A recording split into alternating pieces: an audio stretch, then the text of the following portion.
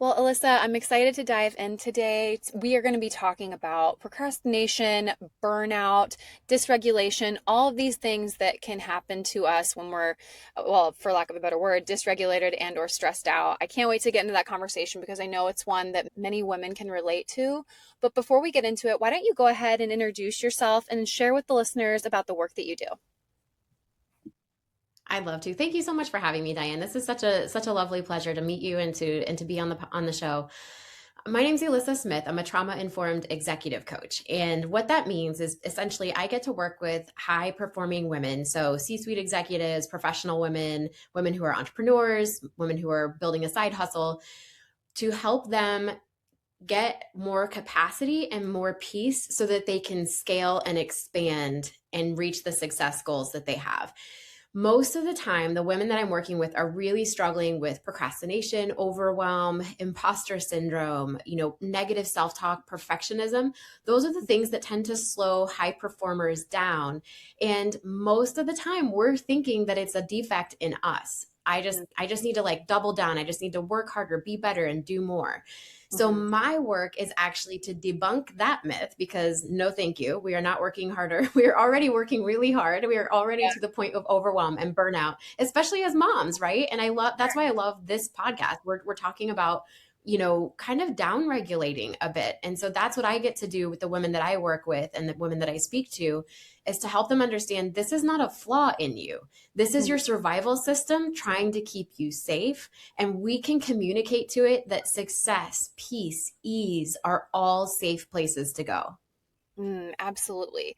So let's rewind a bit. I want to talk about how you got into this work and some of your own personal realizations, some of your own story before we get to the practicals of how to help women. So take me back to where this started to be, where I guess your own dysregulation and your own burnout and procrastination started to become aware to you, conscious to you. I did not recognize what I had been through as trauma for a really long time. And that's where my trauma informed piece of being an executive coach with trauma informed practices comes in. So I was going through birth trauma in the aftermath of, I had birth trauma during the delivery and medical trauma as a result with my son 11 years ago. I had an abusive relationship that was my primary relationship at that time. I had been through all kinds of other smaller types of trauma, hidden traumas, that I didn't recognize any of this as traumas. I just kept procrastinating more, being late everywhere that I went. I really had trouble following through with deadlines for work or any other thing, feeling like all the time I was the failure. I was lazy. This is the problem with me. And I wasn't cut out for being a mom. I wasn't cut out for being an entrepreneur. I thought that that's what those bad habits, I'm using air quotes, those bad habits meant about me. So Yeah. when I started to heal, now, not all of us have to hit multiple traumas, and I mean, I went through a period of time where I couldn't walk without my knees swelling the size of melons for like 7 months as a Yeah. result of a complication with the birth. So, like, not everyone has to hit that wall. And, there are women who have more massive traumas than what I went through that realize what I realized, which is that it wasn't my fault. I finally found a good coach and a good therapist who walked me through, like, hey, this is just naturally how the survival system responds to threats. And you've Mm. had a lot of things that are threatening. So once I started to sort of piece those things together and create a new narrative for myself that said, yes, I am a flawed human, but I am not miserable because I am defective. I'm miserable because my nervous system doesn't know which way is up. It doesn't know how to move towards what's actually safe. It's going towards what's familiar. And that's what took me so long to leave the relationship, to realize that I needed real mental and emotional and physical therapy to get through this medical trauma. So as I worked my way out, I mean, there was one day where I was sitting there, I'll never forget. I was sitting on the stairs in my house, my son's room. He was an infant. He was 4 months old at the time. He was Mhm. crying for the millionth time that day. And he was, I don't know, some people call it colicky, whatever. It just, he was dysregulated because mama was dysregulated, I think. Yeah. And so he was just crying yet again. And I hadn't had a break. And I just sat on the steps and I just told God, like, I feel like you see how hard I'm working and how far I feel like I'm backsliding and that I can't make myself meet these goals. I can't make myself be a better mom with hard work the way I've always been able to do it. And I Yeah. feel like you don't care. And I kind of just decided that if I ever got out of that dark tunnel and if there ever was a light at the end, I would map my way out. I would like take notes. how how did I do that so that the Mhm. next woman that I could help, because I knew I wanted to help other moms, so that her path could be easier. So I started getting training in things like trauma recovery as I started to heal. I started getting trainings in things like what happened in my marriage. I started really looking at how do I become gentler with myself, because being harder on myself hasn't worked. I think a lot of my friends that I would say struggle with some of the same things that you're sharing, they don't acknowledge that maybe an emotionally abusive husband or trauma after birth, that I guess, how do I phrase this? They just think that that's normal and natural. Like, oh, well, everyone goes through this or everyone has something. So I'm just going to keep powering through because this isn't. I mean, it kind of seems like the norm. The more people that you talk to, it's like we all have something. And so I think that people just try and like just force their way through it and they don't acknowledge, no, this actually does affect your body, your mind, and your spirit. Does that make sense? It really makes sense, and it's really true. Yeah. I will never forget that the main marriage advice that I got and the main parenting advice that I got was marriage is just hard. Nobody Mhm. has it easy. Just expect that it's going to feel bad. And the same with parenting. I didn't know that it was because I didn't have the support that I needed. I Yeah. didn't know that I wasn't defective. I actually just didn't have the basic needs of safety in my relationship and in support for my early motherhood, becoming a new mother.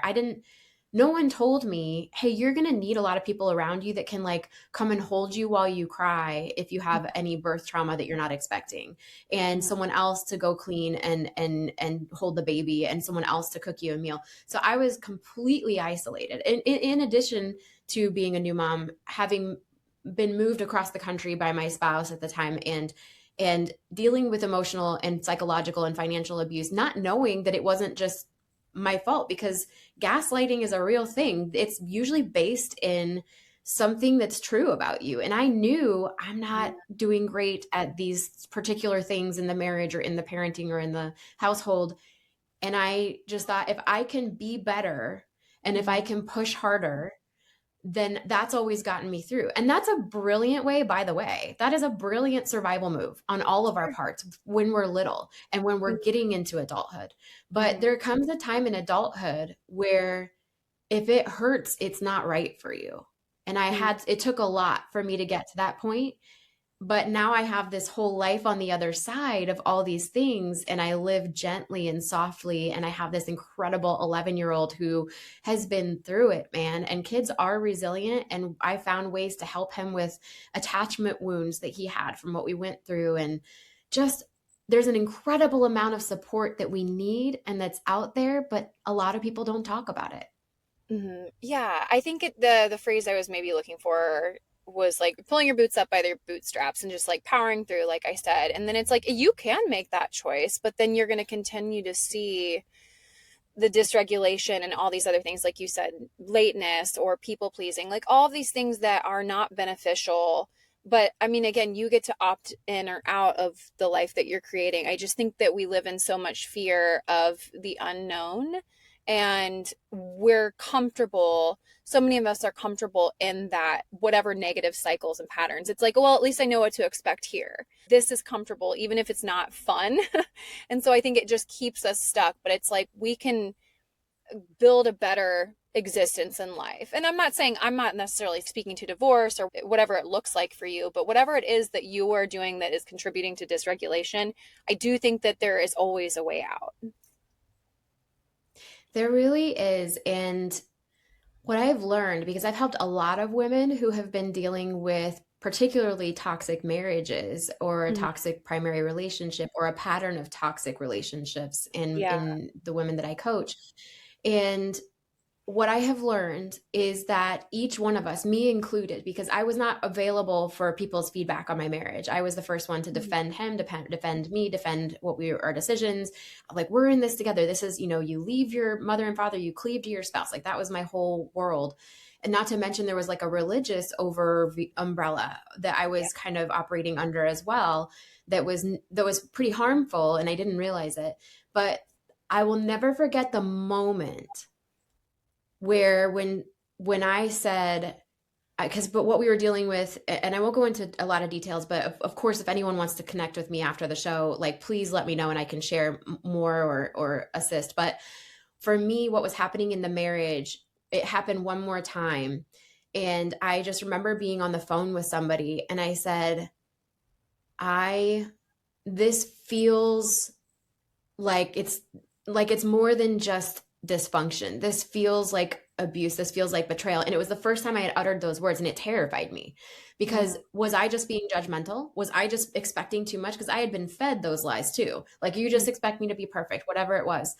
And so the person on the other line had been like, wait, I didn't know this, but she told me later she'd been waiting years, Oh, wow. years, watching these patterns, years waiting to the moment that I could see what she saw. And the second that I said, this feels like it's not just you need to work harder in the marriage, it feels like I need to leave. And she said, I think you're right. And I was like, oh my gosh. And the amount of relief that I felt when I finally had turned over the last stone, where Mhm. it was like, you have to, every partner has to go through her own process. You have to look under every stone. You have to try and fix it every way that feels like aligned with you to try. And then sometimes that works. Sometimes you get to a really, I have great client success stories where they're like, okay, I can't have this, but can we go in a Yeah. different direction? And things go great after that. But it's the choice to look for something different that is often the hardest piece. And when I turned over that very last stone on my journey and I saw that the solution wasn't under there, because we had tried this and we had tried this and I had tried and I was trying to change and I had changed and I had grown and healed and gotten better, and things weren't changing in the marriage, it was like, oh, and it was just this wash of relief over me. It's like, oh my Mhm. gosh, I don't have to try harder anymore. This is Mhm. just not going to be good. Mhm. Absolutely. And I do have empathy. I don't know the exact circumstances, and I'm not here to say that your ex-husband is a good or bad guy. Like, only you and he know the circumstances of your relationship. But I do have empathy in people that remain in patterns of brokenness and don't seek out help. Specifically men, because it is curious. Like, I hear this is like, I don't want to say a tale as old as time, but it's like, why are so many women finding themselves in this position? And why are the men in those positions? And there's many podcasts that have been had. There's a great one on Diary of a CEO male. It's Diary of a CEO male loneliness epidemic, and it's a debate between Scott Galloway and this woman. But they talk about this, about why we find ourselves in patterns, and it's kind of like what came first, the chicken or the egg. It's just a much deeper conversation than we probably have for today.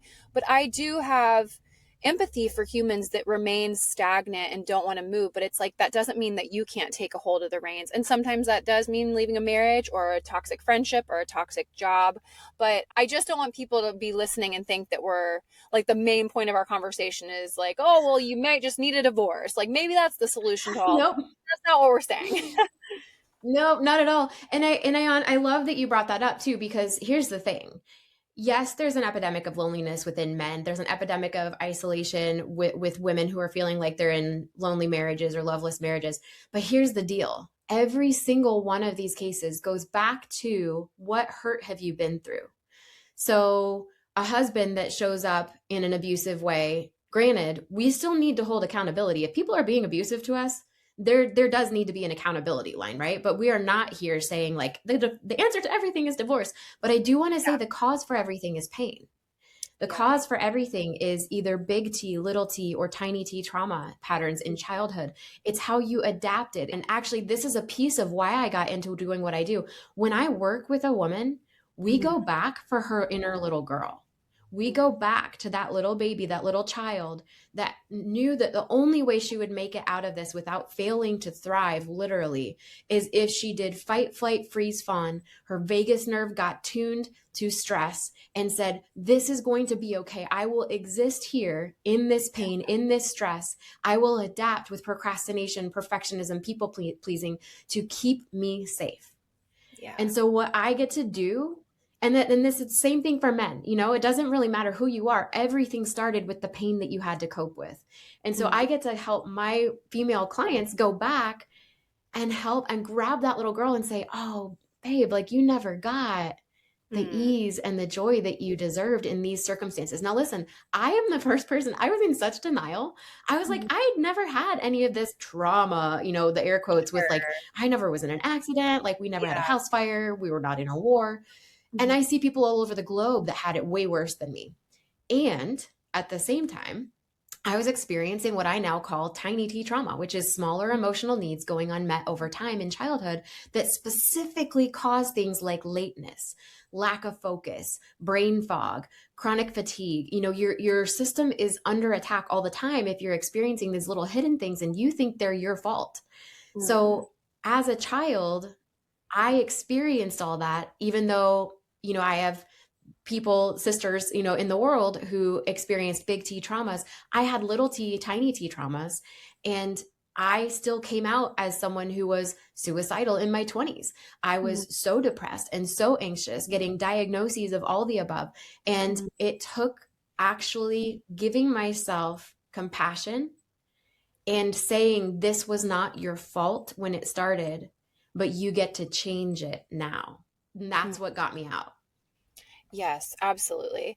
And again, I think one of the points or main takeaways of this episode is I don't know what the past or what the current circumstances are for whoever's listening that can relate or is nodding their head to some of this. It can look like whatever for you. Everyone's story is different.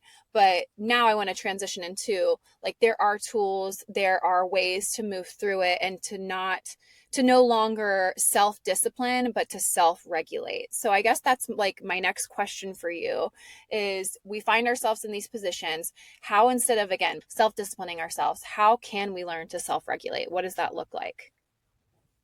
Oh, I love this question. I love what you said, move from self discipline to self regulation. So, for all my girlies who have solved everything up until this point with working harder and trying to do more, and who are trying to like remediate that by listening to this podcast and getting other resources under their belts, this is a path of gentleness that feels very foreign to you if you've been the hardest worker in the room your whole life. So I start my clients off really simply. This is what my Forbes article is about. It's about the 3S framework. And I just want to be really practical today so that you can walk away with some stuff that you can do immediately that will cause you to just feel better in the moment, right? So regulation starts with what you're doing with your body in the moment and convincing your nervous system that you're actually not being chased by a wild animal in this particular moment. And then you continue on with brain rewiring that causes you not to have the instinct of the fight, flight, freeze, fawn responses, the procrastination, the running late everywhere, the hurry, hurry all the time, the pressure, the anxiety. We can rewire our brains long term if we create enough safety within ourselves and around ourselves that the brain actually changes. So, neuroplasticity is the capacity of the brain waves, the actual channels in the brain, over a period of about 6 to 9 months of consistent small actions to just totally change. Like, I remember the day that I recognized that my first instinct wasn't to look for the worst case scenario. And I remember the day that I stopped hating on myself in my thoughts. That was revolutionary, by the way. I had lived decades with this little inner critic, and she's just trying to help. Ladies, like, listen, she's just trying to help you. And she thinks that if she can shame you into better behavior, then you're going to be safer. So we have to befriend that part of ourselves. But I will never forget the moment that I thought, like, oh my gosh, my first thought wasn't about how stupid I was when I just made that mistake. And it was this awakening aha moment. I can live like this. And that's when the brain change had actually occurred. So I want to start off with this 3S framework. The first S is safety. And the fastest way you can communicate this to the survival brain, the little amygdala that's in charge of the whole like send in the cavalry, everything is unsafe. That fight, flight, freeze, fawn starts with that little part of your brain. It does not understand, like, have you ever, it doesn't understand words. So have you ever tried to talk yourself out of being stressed or anxious, or like talk yourself out of your toxic, Sure. cycle?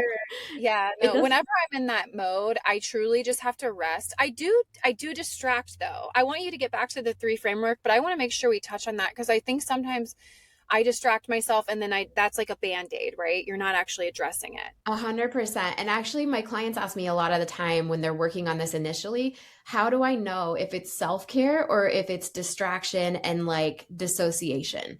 Mm, So you can tell if you're doing this three S's. I created it in a way to cause you to check in, not check out. So yeah. that is where the distraction falls. So if you are checking in, it's not a distraction. If you are checking out, it probably is. Okay. So checking in with yourself, the safety piece, that first S is just 3 deep breaths because your brain doesn't respond, this survival brain doesn't respond to words. Yeah. You're not, I've heard people say that it works to have a mantra like I'm safe, but Mm, that will not work until you do something that you wouldn't be able to do if you were in danger, which is the 3 slow sure. breaths. When somebody first told me this, let me listen. If I have any cynical ladies listening, somebody first told me when I was like in all this world of hurt and trauma, like they were like, "Oh, you need to meditate and take a deep breath," and I was like, "I'm gonna punch your deep breath in the face." Mhm. Like, this is, Yeah. what do you mean I'm supposed to go take a bubble bath and feel better? Like, that's not anything.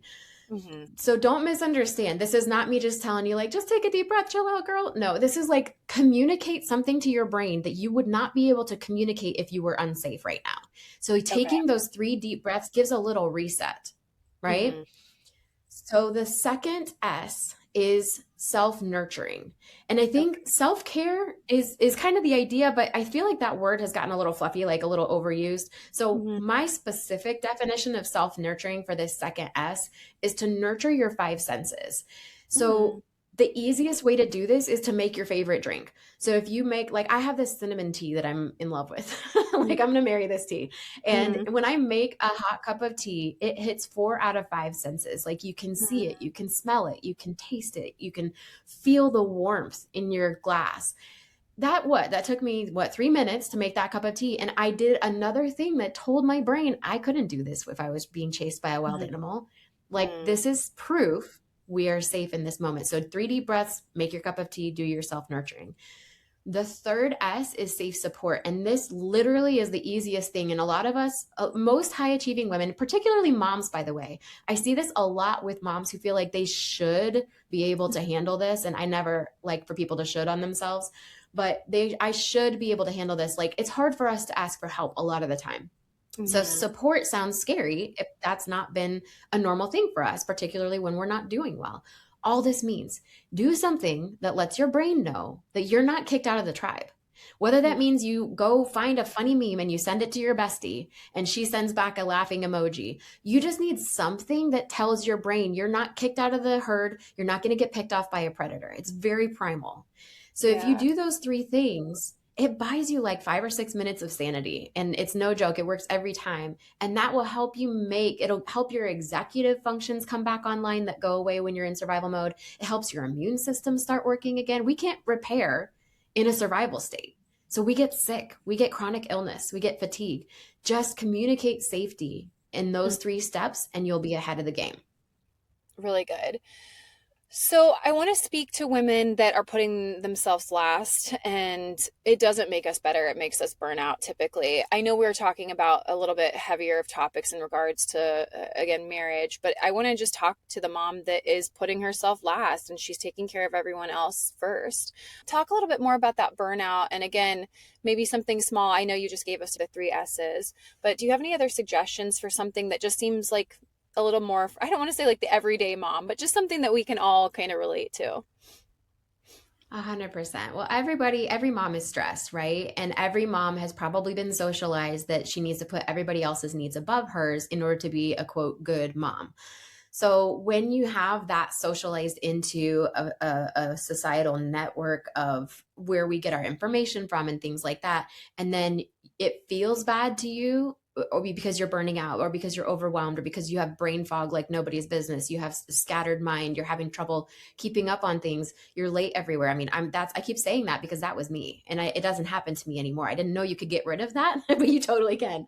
So it's like a whole uh so for every mom that is putting herself last, Mm-hmm.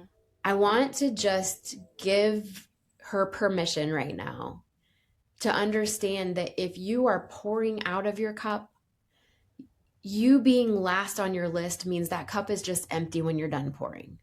If Mm-hmm. you can get yourself and your needs up a little higher on the list, and listen, I'm not saying like let your children fend for themselves, but there are all kinds of really amazing ways that we can support ourselves and ask for the help that we need. Again, that scary word, but getting ourselves higher to the top of the list so that we can fill the cup we're pouring from every single day. Not just like once a month I get a day off, but like really looking at where can you carve out 5 minutes. Five Mm-hmm. minutes where it's guaranteed. And listen, some of my clients come to me. I'm not a big screen time mama, but I Mm-hmm. homeschool my son with a lot of help from my little network. Mm-hmm. But it is really challenging when you have perfectionistic standards as a mother to Mm-hmm. lean on something like screen time and Daniel Tiger for 5 minutes when you Mm-hmm. feel like you should not need that time. So Mm-hmm. give yourself permission. Take shortcuts where somebody else's actual well being isn't on the line. Mm-hmm. Use that Daniel Tiger episode for 5 minutes so that you can be in the next room and take a deep breath for yourself and make a cup of tea. Your system just needs a few little indicators every day that your cup is getting filled, and you can avoid the burnout and you can start to bring yourself back. Yeah, absolutely. And I definitely think that too, when we feel overwhelmed, like, oh, they're getting too much Daniel Tiger or they're getting too much screen time, I think we do need to take a little bit of the pressure off of ourselves. Like you and I are recording this at the beginning of the new year, and over winter break, I got super sick. I don't know if it was that super flu or whatever it is, but this was the sickest I've been in my adult life. And my kids they got a lot more screen time. And I was like, this isn't the norm. This isn't the everyday. This isn't what our new habits are going to be. Yeah, it was a little rough taking those screens away here when they went back to school. But I'm like, this isn't the norm. This isn't what we do. I know that this is just a period of time. So I think that we just have to also look at what are our consistent habits there when it comes to parenting. If we're doing something that we don't necessarily love, I don't know. And then also they're going to be okay. I just think back to how much TV I watched when I was a kid, and I'm like, I'm totally fine. I'm well adjusted. I got time outside. What's the balance here? So I think if you're giving your kids rich experiences and presence for the majority of time, it's like it's okay if you lean on something to or other people to fill in the gap, I guess.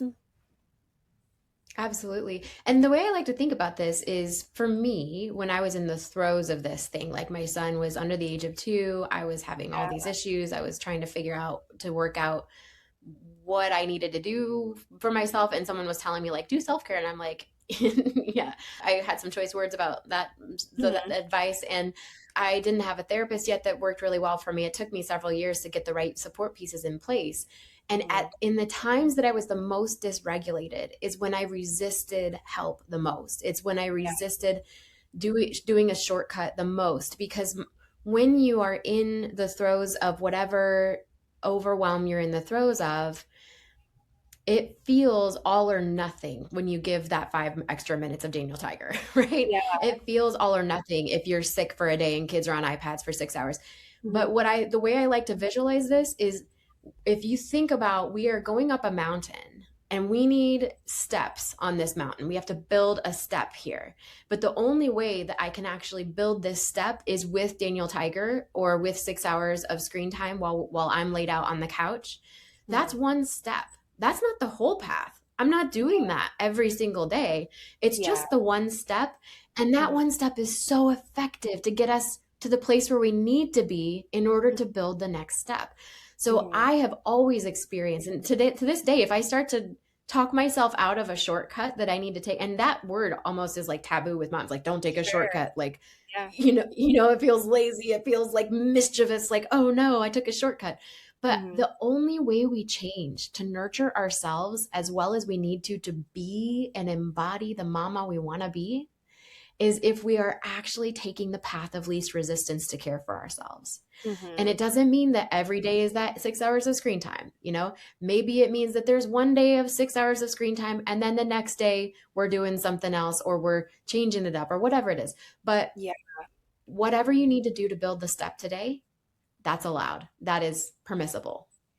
I'm glad you said the shortcut thing too, because I really rarely go to the grocery store anymore because it's just something I need to save time with. So I either like use Thrive Market or I have a Kroger pickup order. It's just these little things that it's like, where can I gain a little bit of sanity and margin back? And so again, everyone that's listening, your story is going to look different and what you want to outsource or where you want to create margin and how.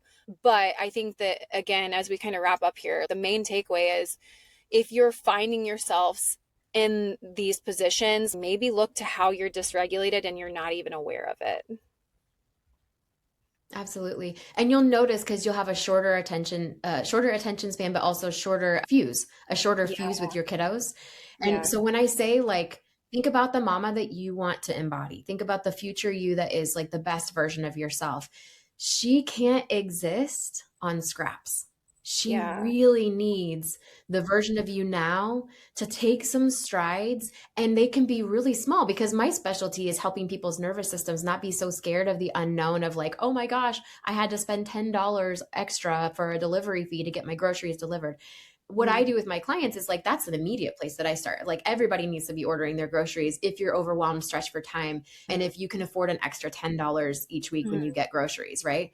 But mm. those shortcuts, unless I have one client, she like swears by shopping as her like sanity. She loves to go Oh shop yeah, by herself. But unless that's you, unless it really builds your joy, it's not something that has a place in your life unless it's keeping someone else alive. So there shouldn't be yeah. really a lot in our days that aren't geared towards like, okay, gotta feed people, definitely gotta have like a decent home environment, decent hygiene, like all those kinds of things. But beyond that, there are really no standards other than what keeps you functioning as the best version of yourself. So take shortcuts now that the future version of you is going to benefit from. Well, and stay in tune with yourself and what your needs are because those are going to shift. Because you mentioning the grocery store thing, I used to love going to the grocery store when I just had one child. I would love it. It was Charlotte and I's outing. Every few days we go to the grocery store, and I really enjoyed that. And then flash forward to three kids with multiple businesses. It's like, yeah, that's not fun for me anymore. But you have to stay in tune where I think if you're not in tune, which again, that's a whole nother piece we could probably talk about, is just being in tune with yourself and asking yourself these questions on the regular. That's a huge part of this. Absolutely. And it just comes back to asking yourself, am I embodying the highest version of myself that I want to? And if not, what does she need? And usually it's more ease, it's a little slower pace, it's taking a few shortcuts, taking some things off your plate. And Mm-hmm. if it's not, this is another thing that I have my mom clients live by. If it is not my highest and best use, I Mm-hmm. need to make a plan for taking it off my plate. And it might be that like, I have clients who can't are never going to be in a place where they feel like they can afford like a personal chef, right? Yeah. But maybe they could get their groceries delivered. Maybe Yeah. they could have a meal service. Like I have meals that arrive at my house, and Yeah. it's just a few. It's just to get me through my lunches during the week when I'm working a lot. And Mm-hmm. it's like, okay, so the future version of me, she's well fed and she gets Yeah. good organic ingredients on the regular. So doing a shortcut that helps her get what she needs, that is absolutely imperative. Yeah, absolutely. Well, so I think we gave listeners hopefully a lot of encouragement today, but where can they continue to connect with you online and hear more if they want to do so? Oh, I would love to connect with anybody who resonated with what we talked about today. My YouTube channel is where I do most of my connection, and I do mini trainings every month. So elyssasmith.com/YouTube is the easiest way to find me on there. You can also go to elyssasmith.com and I have more info. You can catch up with me there, and on Instagram, Elyssa C. Smith. Perfect. Well, quickly as we wrap things up, I asked my guests here at the end just two rapid fire questions to get to know you a little bit better. The first one is, what's been a beneficial resource in your life that you want to share with the listeners? I need help slowing down constantly. And one of the first things that really started helping me do that, and I read it every morning as much as I can. I mean, I give myself permission to be imperfect and miss it for a week if I need to. But the language of letting go is a daily reader that has, it's actually from an Al Anon perspective, if anybody knows what that is. But for me, it has helped me to tune into myself. And there's actually an app, like you can get the app and you can read it on your phone every morning. So I read that as often as I can. Okay, cool. I'll include that in the show notes and I'll have to check that out. And then the last question I have for you is what is something you can't stop talking about? Let's see. Well, there are a lot of things. I can't stop talking about the deep breaths, man, because it really is effective. But I would say, let's see. Gosh, just finding the thing that you enjoy the most. So for me, for me it's Yeah. salsa dancing. And so I'm Oh, constantly talking about the amount of joy that I get from that. And that's something that I always encourage other moms to find. I couldn't do this when my son was really little. Like I couldn't be away from him for like a night out dancing or something. But yeah. as often as I can now, I'll carve out a night where I get to go do one thing. So I'm kind of obsessed with salsa dancing and the idea that we get to have joy. So whatever it is for you, carve out a little time for it, even if it's only once every couple months, and it will make such a difference. Yeah, no, that's so fun. I love that. Well, Alyssa, it was so great to chat with you. Like I said, I think this was probably really encouraging, and there are some women that really needed to hear this message. So thanks for joining me today. It's my pleasure. Thank you so much for having me. It's been a pleasure.